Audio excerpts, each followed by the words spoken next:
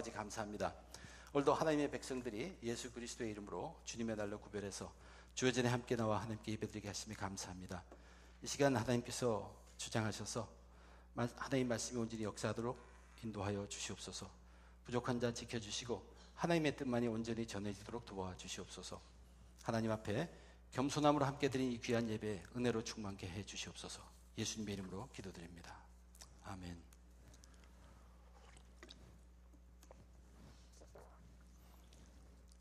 우리 믿음의 사람들 중에 익숙한 말씀들이 있습니다.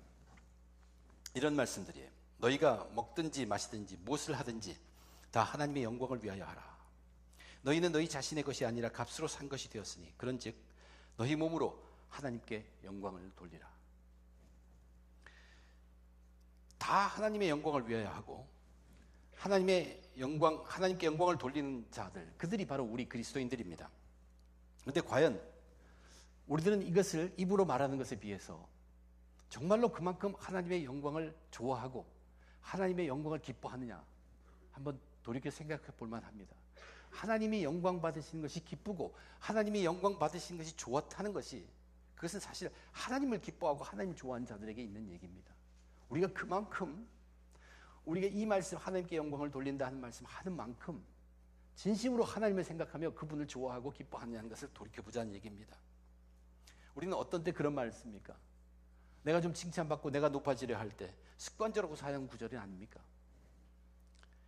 그런데 우리 그리스도인의 삶의 여정은 이제 삶을 살아가면서 매일매일 그렇게 변해가야 합니다. 점점 더 하나님의 영광이 무엇인가가 내 마음에 깊이 들어오고 그것이 좋아지고 그것이 기뻐지고 이제 그것이 내 신앙 여정에서 점점 더 내 주인의 자리를 차지하고 내가 거기에 더 순종하는, 그냥 입에만 붙어서 하나님 영광을 말하는 것이 되어서는 안 된다는 얘기입니다. 하나님이 그만큼 좋아지고 하나님이 그만큼 믿어지고 하나님이 그만큼 내 주인이라는 것을 내가 고백하고 하나님이 실제로 하나님 앞에 우리는 순종해 가야 한다는 얘기입니다. 이 변화가, 이 점차로 가는 변화가 반드시 있어야 합니다. 근데 이 변화는 없이 상용적으로 그 하기 쉬운 말만 계속하면 그것이 문제를 초래합니다. 변화 없이 계속 입으로만 하나님의 영광을 말할 수밖에 없게 되면 그것이 바로 가식으로 된다는 것이에요. 그런 자들이 바로 겉모양의 그리스도인의 모습입니다. 어느 누구도 겉모양의 그리스도인이 되기를 원하는 사람은 없어요.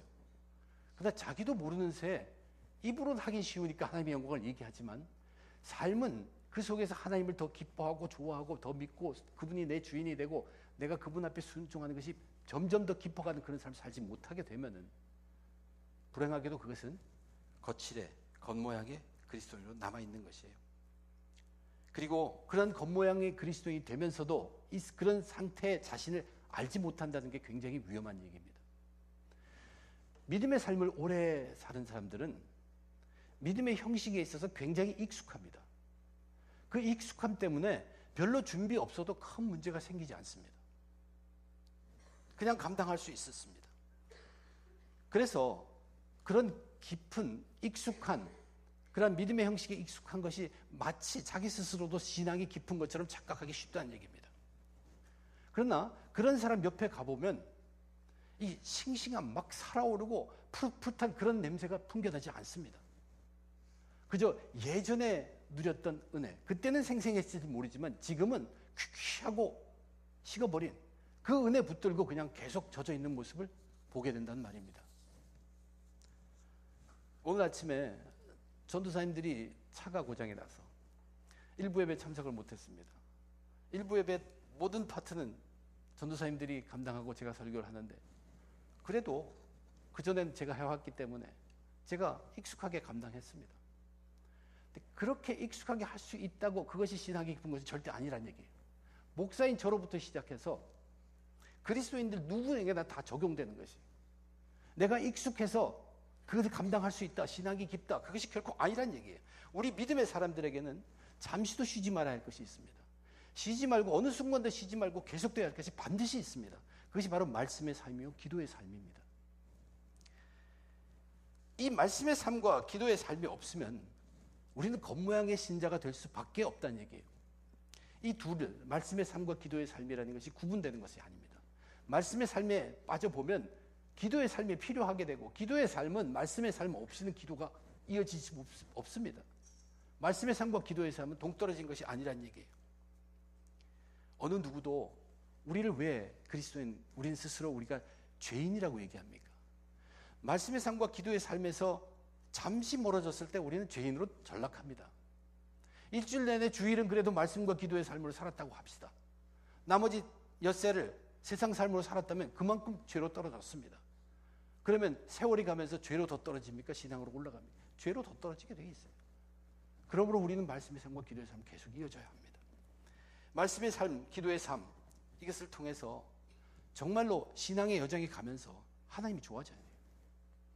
그리고 하나님을 더욱더 믿게 되고, 하나님이 이제 내 주인이라는 것이 점점 자리 잡아져야 되고, 그래서 하나님께 순종하는 것입니다. 그것이 우리들에게 어떻게 나타나냐면 말씀이 좋아지는 것입니다. 하나님 말씀이 좋아지는 것입니다. 그리고 하나님의 말씀이 믿어지는 것입니다. 신앙이 가면서, 신앙의 여정 가면서 하나님의 말씀이 믿어지고, 이제는 그 하나님의 말씀이 나를 끌어가는 것이, 내 주인이 되는 것이, 그 말씀대로 살아가는 것이, 그리고 그 하나님 말씀 앞에 순종하는 것입니다. 하나님의 말씀이 있었으니 그것이 하나님이었다. 오늘 본문은 우리 구원받은 자의 삶, 구원의 삶 속에 말씀의 능력을 설명해 주는 본문입니다. 복음은 모든 믿는 자에게 구원을 주시는 하나님의 능력이 됨이라고 이미 1장에서 말씀했습니다. 그 복음이라는 것, 오늘 본문에 보면 그리스도의 말씀이라고 되어 있는데, 그리스도의 말씀이라는 것은 메시아의 말씀이라는 뜻이에요. 기름 부음 받은 자, 기다리고 있는 자, 바로 구원의 말씀입니다. 저와 여러분, 정말로 우리가 참으로 정체하지 않고 항상 싱싱하고 푸릇푸릇한 그러한 신선한 참된 살아있는 그러한 그리스도인으로 매일 변해가기 위해서 우리에게는 이 신선함과 깨끗함을 주는 말씀의 삶과 기도의 삶이 조금도 쉬어서는 안 된다는 얘기입니다. 그 말씀의 삶에 대해서 오늘 함께 사도 바울은 뭐라고 얘기하는가 함께 살펴보며 은혜 나누고자 합니다.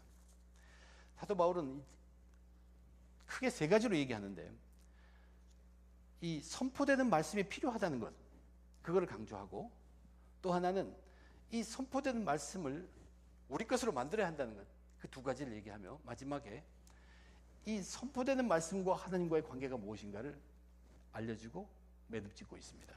우선 하나님의 말씀을 선포되어야 한다고, 이 전해지는 말씀, 전파되어지는 말씀에 대해서 사도 바울이 이야기합니다. 구원받은 자들은 이제 10장 앞부분에 보면 예수의 이름을 외친다고 했어요. 예수의 이름을 외친다는 것은 예수를 믿는다는 것의 증거입니다. 그런데 그들이 예수를 믿기 위해서는 뭐를 들어야 되죠. 자기가 상상해서 그대로 믿는 게 아닙니다. 들으면서 믿음이 나기 때문에 들어야 됩니다. 그래서 그 들음을 주는 메시지, 말씀이 있어야 한다는 것입니다. 이것이 14절 첫 절에서 하는 말이에요. 누군가가 설교로 선포해야 된다. 영어 번역은 완전히 설교자가 설교를 선포해야 된다고 기록하고 있습니다. 들을 수 있는 말씀이 전해져야 한다는 것, 선포되는 말씀이 필요하다는 것, 그것이 첫 절 14절이고 15, 16, 17절에서는 그러한 말씀이 어떠한 말씀인가를 명확하게 우리들에게 보여주고 있어요. 우선 이 구원에 이르게 하는 말씀을 어떤 자가 선포해야 하는 것처럼 이야기하고 있습니다. 보내심을 받은 자라고 얘기합니다. 그 말은 우리에게 정해지는, 우리가 말씀이 필요한데 그 말씀은 어떤 말씀이냐면 하나님으로부터 온 말씀이어야 한다는 뜻입니다. 왜 그것이 아름다운 일인가? 하나님이 전해주시기 때문에. 왜 그것이 좋은 소식인가? 하나님으로부터 오는 소식이기 때문에. 그래서 아름답고 복된 소식, 좋은 소식이라고 합니다. 하나님으로부터 오는 메시지, 하나님으로부터 오는 말씀이 우리에게 필요하다는 얘기예요. 그런데 그 다음 절에 이렇게 얘기하죠. 그들이 다 복음을 순종하지 아니하였다. 이사야가 이르되 주여 우리가 전한 것을 누가 믿었나이까? 이 말씀이 여기 있는 이유가 뭘까? 이사야라는 선지자는 특별한 선지자입니다. 이사야서에 보면은 6장에 가가지고 이제 하나님이 택한 자를 부르십니다. 하나님의 부르심에 의해서 이사야가 자원합니다. 내가 여기 있습니다. 나를 보내소서. 그렇게 자원한 이사야에게 하나님께서 사명을 주시는데, 그 사명을 아무리 읽어봐도 이것이 이해되는 사명이 아닙니다. 그 사명을 잘 들어보면 네가 전에도 듣지 못할 것이요 전에도 깨닫지 못하실 것이며 이해하지 못할 것이고 아무도 돌아오지 않을 것이라는 얘기를 합니다. 결국 무슨 얘기냐면 내 백성들이 패역해도 정말 너무나 패역했구나. 너 이사야 선지자야. 네가 아무리 나의 말을 그들에게 전한다고 해도 그들은 듣지 않을 것이다. 돌아오지 않을 것이다. 거기에 보면 하나님께서 내가 염려하건대 그들이 깨우치고 돌아올까 염려하노라 그렇게 써 있습니다. 그러면 왜 메시지를 전합니까?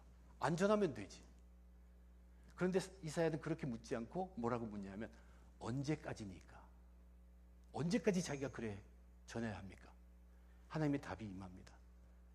모두가 다 황폐해서 다 없어진다고 합니다. 그러나 나무를 베어도 밑에 그루터기는 남듯이 거룩한 씨앗, 그것이 이 땅의 그루터기니라. 렘넌트, 그루터기 신앙을 이사야서는 계속 강조하고 있습니다. 그러면 이것이 이유가 뭡니까? 너는 복음을 전하되 사람들이 다 없어진다고 해도 실망하지 말고 중지하지 않고 끝까지 전하라는 얘기입니다. 또한 이것은 사람들의 반응에 의해서 움직이는 메시지가 아니란 얘기입니다. 너는 끝까지 하나님이 전하신 것을 전하란 얘기예요. 그러면 이제 그런 상황에서 메시지를 전하고 사람들이 하나하나씩 듣지 않고 떠날 때 우리들은 흔히 어떤 것으로 하기 시작합니까? 메시지가 변하기 시작합니다. 그들을 붙잡으려고. 그것을 다시 한번 경고합니다. 그래서 17절에서 믿음은 들음에서 나며 들음은 그리스도의 말씀으로 말미암았느니라. 내가 전해야 할 말씀은 그리스도의 말씀이다. 그리스도의 말씀이라는 것, Word of Christ, Word of Messiah, 기름 부은 자의 말씀, 물론 예수에 관한 말씀, 예수님의 말씀 다 됩니다. 그러나 이것은 그들이 기다리고 있던 구원자의 말씀, 즉 구원에 대한 말씀입니다. 구원의 말씀, 구원의 말씀만을 전하라고 사도 바울은 얘기하고 있습니다. 사도 바울이 강조한 것에 줄여보면 구원을 위해서 말씀의 선포는 반드시 있어야 합니다. 말씀이 어쨌든 와야 합니다. 그런데 그 말씀은 반드시 하나님으로부터 와야 합니다. 그리고 혹 듣는 자들이 거부하거나 듣는 자들이 떠나지 할지라도 그 말씀에 전달한 것은 중지되어서도 안 되고 끝까지 선포되어야 한다고 얘기합니다. 그리고 또한 그 말씀의 내용은 구원의 말씀이어야 한다고 가르친 것입니다. 명확하게 하셨습니다. 이제 저는 오늘날에도 지금에도 우리가 사는 오늘날 이때에도 우리들에게 필요한 말씀은 바로 이 말씀이라고 분명히 믿습니다. 이 말씀대로 전해질 때 하나님의 축복이 있습니다. 여기 이 말씀 항상 하나님으로부터 온 말씀이 될 수 있도록 어떤 메시지든 그것이 하나님으로부터 온 말씀을 될 수 있도록 뭘 해야 합니까? 그것이 기도입니다. 이 말씀을 전하려고 준비된 사람들 또한 그것을 드리려고 준비하는 사람들 그 메시지가 어쨌든 하나님의 메시지가 될 수 있어요. 하나님으로부터 온 메시지가 될 수 있게 우리가 하는 방법은 기도밖에 없습니다. 그래서 말씀의 삶과 기도의 삶은 동떨어지지 않습니다. 기도로서 어떤 메시지든 하나님의 메시지가 하나님으로부터 오는 메시지가 될 수 있도록 해야 합니다. 또한 이러한 메시지는 사람들이 거부한다고 중지한다고 싫어한다고 그렇다고 중지하는 것이 아니라는 얘기예요. 계속 끝까지 밀고 붙여야 한다는 것이. 혹 사람들이 듣기 거북하다 할지라도 바른 말씀을 선포되어야 한다는 것이. 사람들에 의해서 선포된 말씀이 흔들림이 있어서는 안 된다는 얘기입니다. 그리고 그 말씀의 내용은 구원의 메시지입니다. 구원의 말씀이 전파되어야 한다는 게. 구원은 무엇으로부터 구원이라고 얘기했습니까? 하나님의 진노로부터 해방되는 것이에요. 그런데 하나님이 왜 진노하십니까? 죄 때문에 그렇습니다. 죄로부터 자유함, 그것을 선포하는 메시지여야 한다는 얘기예요. 죄에 대한 메시지가 있어야 합니다. 그래서 예수 그리스도의 십자가 얘기가 있고 부활의 얘기가 있는 것입니다. 또한 죄인의 고백도 있어야 하고 필요하다면 지옥불의 설교도 있어야 합니다. 이렇게 해야 진정한 축복이 임한다고 저는 믿습니다. 축복이라는 것은 하나님의 몫이에요. 축복은 우리가 만드는 게 아닙니다. 진정한 축복을 원하는 사람들은 저 사람으로부터 축복을 받으려고 하지 말아야 합니다. 저 사람이 기도해 주셔서 하나님이 축복 주시게. 그건 가능합니다. 축복은 하나님의 몫입니다. 우리는 축복을 위한다면서 그래도 사람들이 뭔가 메시지 하나를 갖게 하기 위해서 거기에 맞는 것을 하려고 자꾸 변경시킵니다. 거기에 흔들립니다. 그렇지 말라고 하는 것이에요. 그 사람들이 쏙쏙 듣는 말씀을 주기를 싶어 하죠. 그리고 뭔가 가슴 뭉클한 걸 해서 그분들이 이게 은혜였다 하고 착각하기를 원합니다. 저는 그런 파트, 우리가 은혜로 느끼고 이것은 하나님이 하시는 파트지 우리의 말로 하는 것이, 물론 하나님이 우리의 말을 통해서 하시죠. 그러나 우리가 만들어서 그걸 목적으로 해서 그걸로 준비한 메시지는 결코 아니라는 얘기예요. 메시지는 세 가지가 분명합니다. 하나님으로부터 와야 합니다. 그리고 사람을 보는 그런 메시지가 아니라 하나님이 하라는 메시지가 끝까지 계속되어야 합니다. 그리고 그 메시지는 무슨 메시지냐면 죄에 대한 메시지예요. 우리 구원에 대한 메시지예요. 이것을 전하면 이제 하나님이 축복하시는, 축복은 하나님의 몫이에요. 각 사람이 듣는 그 자리에서 자기 위치에서 들을 수 있도록 하시는 것이 하나님입니다. 그래서 나타나는 축복이 하나님이 주시는 축복이고 진정한 축복이라는 얘기예요. 바울의 말씀대로 하나님으로부터 전해진 메시지가 되게 하고 사람들의 흔들리는 그러한 눈치 보는 그런 메시지가 아니라 늘 죄를 얘기하며 죄인을 얘기하며 구원을 얘기하는 구원의 메시지가 된다면 하나님이 하신다는 얘기예요. 저는 진정한 바른 말씀의 삶 속에 있는 자들이 정말 하나님 축복 가운데 거한다는 것을 짧은 사역을 통해서 확신하고 있습니다. 제가 그런 말씀을 전해드린 적이 있어요. 말씀의 권세라는 게 있습니다.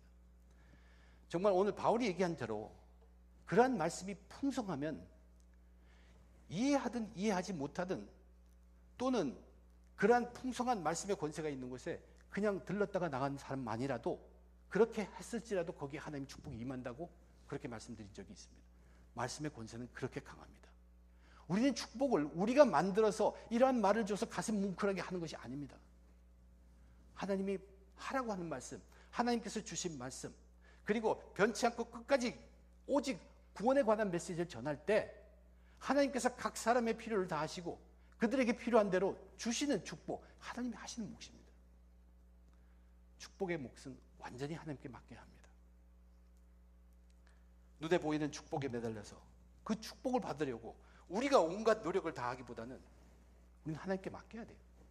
그리고 온전한 하나님 말씀의 삶에, 구원의 삶에 우리가 젖어 들어가야 합니다. 거기에 빠져 들어가야 합니다. 그러면 당장의 이 문제도 나중에 보면 어느샌가 그것이 하나님의 축복으로 해결됐다는 것을 우리가 알게 됩니다. 그것이 진정한 하나님의 축복이에요. 내가 저 문제를 위해서, 내가 우리 교회 이 문제를 위해서 이 말씀을 전해가지고 모든 백성들이 됐다 하고 그것을 깨닫게 하는 것은 우리 인간이 만든 축복일 수 있습니다. 물론 하나님이 주시면 그렇게 이끌어가면서 갈 수 있습니다. 그렇지만 우리가 다시 한번 명확히 기억해야 될 것은 저와 여러분 우리들 모두에게 필요한 메시지는 뭐냐 하면 하늘로부터 오는 메시지입니다. 그리고 사람의 반응에 의해서 흔들리는 메시지가 아닙니다. 또한 그것은 구원에 관한 메시지입니다. 이 말씀만 전파되면 하늘에서 예비된 모든 축복, 지금 세상에서 살아가는 우리에게 필요한 모든 축복이 임한다는 사실입니다. 이제 필요한 메시지, 필요한 그 하나님의 말씀에 대해서 말씀한 뒤에 사도 바울은 그러면 이제 받는 사람들의 입장, 받을 때 받아들여지는 말씀에 대해서 말하고 있습니다. 왜 하나님의 백성이라는 사람들이, 자기 백성인 이스라엘 사람들이 구원받지 못했는가? 그것을 말하기 위해서 바울은 두 가지 질문을 던집니다. 과연 그들이 듣지 못해서 그러니까? 또 하나의 질문은 그러면 그들이 듣긴 들었는데 이해를 하지 못해서, 알지 못해서라고 표현하고 있습니다. 깨달아 알지 못하기 때문일까? 이 두 가지 질문을 던집니다. 우선 첫 번째 질문인 그들이 듣지 못하였는가, 거기에 대해서는 명확하게 바로 거기에 답을 말합니다. 그렇지 않다는 것이에요. 그러면서 시편 19편의 이야기를 합니다. 내가 말하노니 그들이 듣지 아니하였느냐? 그렇지 아니하니 그 소리가 온 땅에 퍼졌고 말씀이 땅 끝까지 이르렀다 하였느니라. 시편 19편에 있는 말씀이에요. 시편 19편에 보면 낮은 날에게 말하고 밤은 밤에게 지식을 전하고 온 대자연, 하나님이 창조하신 자연 세계가 하나님에 대해서 말하고 있다는 얘기예요. 지난 8장, 로마서 8장에도 보고 하나님이 지으신 모든 피조물들이 사람들이 하나님의 아들로 나타나게 구원받기를 원하고 있다고 얘기하고 있죠. 하나님의 메시지는 이미 자연 속에 가득하다는 것이에요. 시편 19편은 그러한 자연을 통해서 하나님이 밝게 보여주는 자연 계시를 얘기할 뿐만 아니라 그 뒤에 가면 특별 계시로서 말씀에 대한 것을 얘기합니다. 특별히 택함받은 그 이스라엘 백성들은 율법에 대해서, 계명에 대해서, 도에 대해서, 교훈에 대해서 듣고 충분히 들었다는 얘기예요. 듣지 못하였기 때문에 그들이 구원받지 못하는 것은 결코 아니란 얘기입니다. 그러면서 이제 두 번째 문제로 내려갑니다. 그러면 듣긴 들었는데 이해하지 못해서 그런가? 거기에 대해서는 아니다, 그렇다 이런 얘기를 안 해요. 거기에 대해서 바로 전공을 찌릅니다. 답은 자기 백성 이스라엘 사람들은 거부했다는 거죠. 정면으로 리젝트한, 거부한 거예요. 불순종하기로 마음 작정한 것입니다. 그것을 어떻게 설명하느냐? 우선 모세의 얘기를 합니다. 이 사도 바울이 이 부분에서 그들이 이해했는가 안 했는가를 강조하는 것은 뭐냐면, 듣고 나서 그 말씀을 믿는 것은 이해했느냐 안 했느냐가 문제가 아니라는 얘기입니다.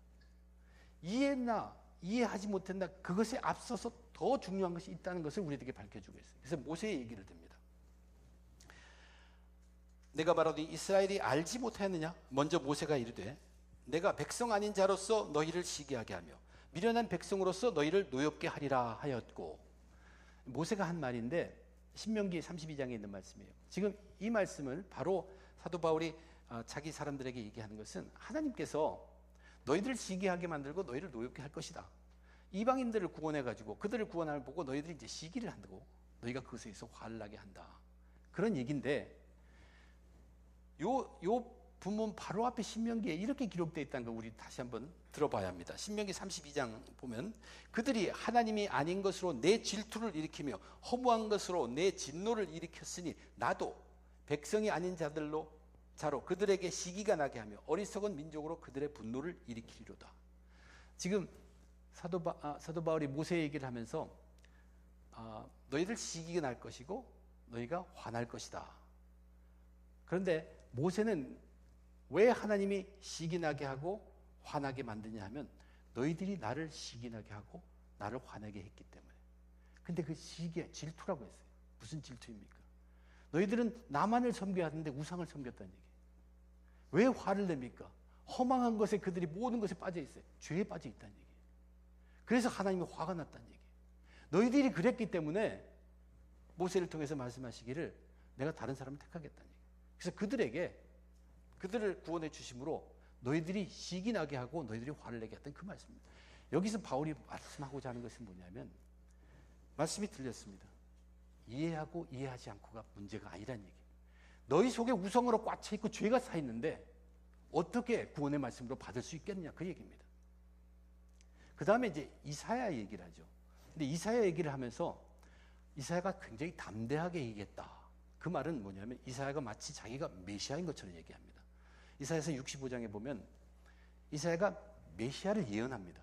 근데 마치 자기가 메시아인 것처럼 그렇게 말해요. 그래서 그것을 담대함으로 얘기하는 것이에요. 그 말씀이 오늘 뭐라고 얘기합니까?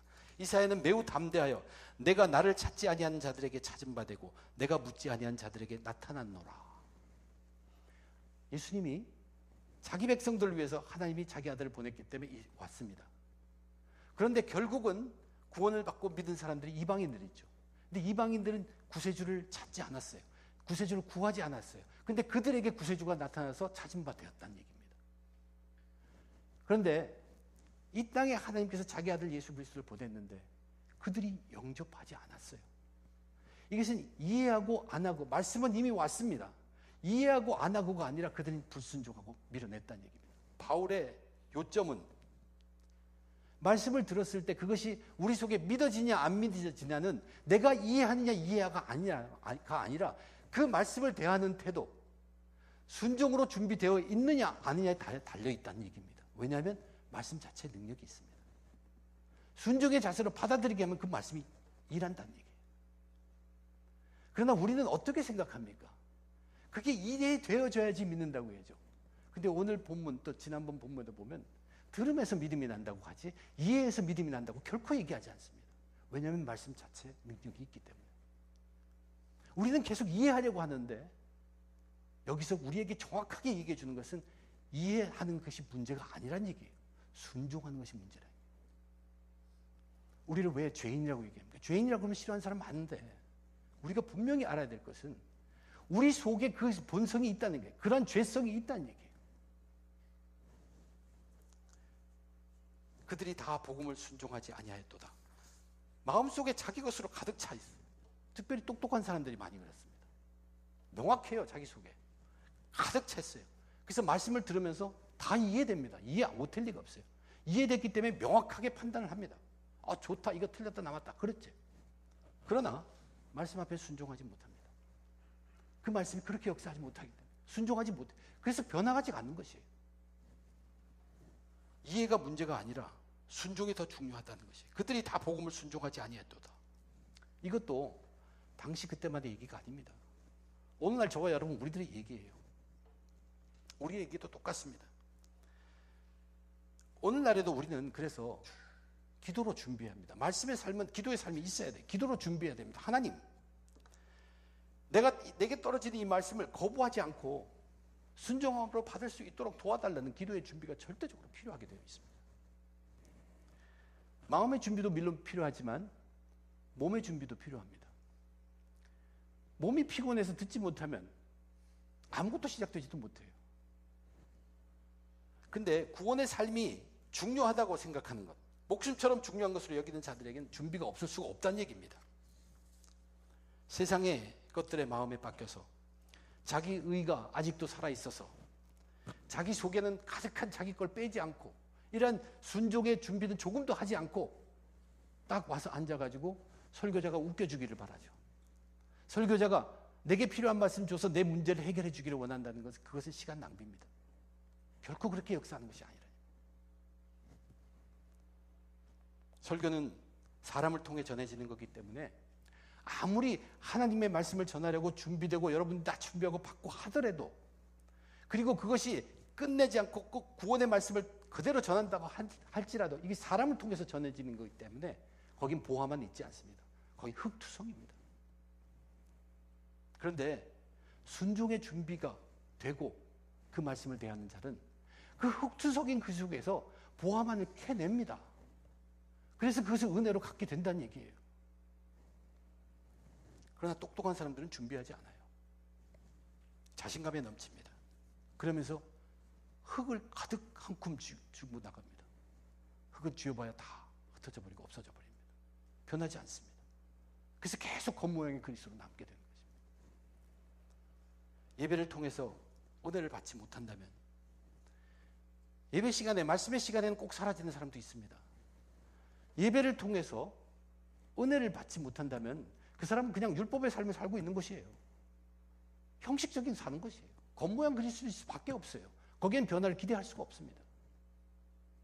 일주일이 7일인데 하루 은혜를 받고 엿새를 죄 속에 거해도 우리는 죄성으로 빠지는데 그 은혜마저 없다면 무슨 변화를 우리가 기대할 수 있겠습니까?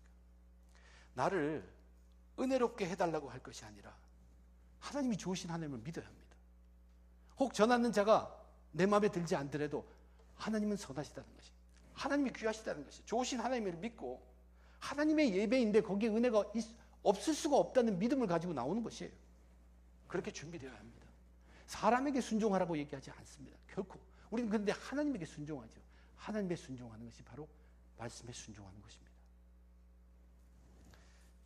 전파되는 말씀, 우리들에게 필요한 말씀, 하늘로부터 오는 말씀, 항상 전파지고 사람의 그 반응에 의해서 흔들리지 않는 구원의 말씀, 그것이 우리들에게 필요합니다. 그리고 그거는 우리가 다 듣습니다. 이것을 이해하고 이해하지 않고가 문제가 아닙니다. 얼마만큼 순종의 자세로 준비되어 있느냐가 문제는 것입니다. 준비된 자에게는 보화가 축복으로 임합니다.